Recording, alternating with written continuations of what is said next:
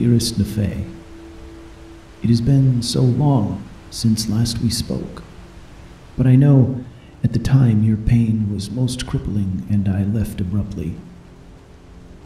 The circumstances of Fleet's identity as Cimmerian surely must have seemed like a betrayal to you.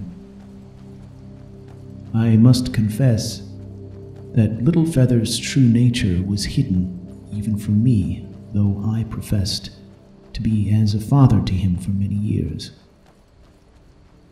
I regret many things from the days of his youth and believe now that I failed him utterly.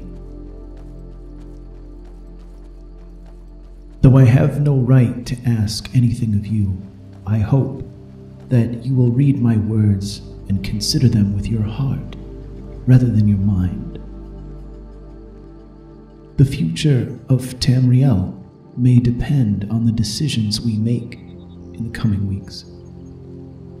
Fleet needs you now more than ever before. Since the tragic events of the Broken Tower, Fleet has been in a perpetual catatonic state. His body is at least partially sustained by magics I cannot begin to comprehend. But even so, he's wasting away. His eyes move, indicating his mind is active, but he seems unable or unwilling to return to our reality. Our last hope may be that your voice would bring him back to us. I believe the world needs him, Nefay. I plead with you to remember the man he was when you were together, not the petulant youth who caused your family so much despair. See him for the man he became and not the boy he left behind. Remember the man who pulled you from prison and took you in, the man who taught you how to survive and had expectations of you. That man is complicated, but he loves you, and now he needs your help. Perhaps your heart remains filled with hatred.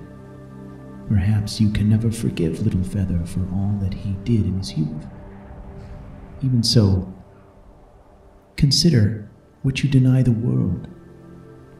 Fleet has a destiny that is woven into the very fabric of the world in which we all live.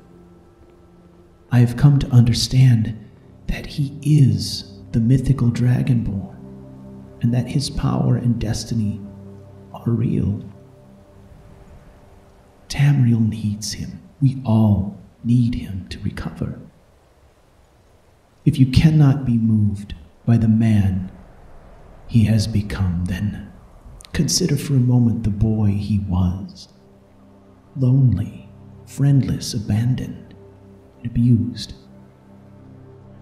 His mother lost to him, and his father a monster who would see him imprisoned and turned into a mindless tool for his own dark purposes. Think of the lot he was born into, and then consider the father that the gods blessed you with.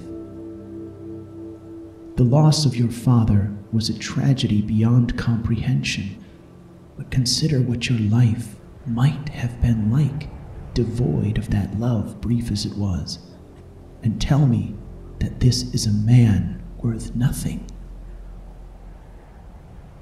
I have said all that I can say, child. My heart cries out for you and this boy as well. I hope that you can find a way to reconcile all of this madness and come to his aid, not as an apprentice, for you are no longer that, but as a friend who loves who he is, not who he was. How old are you?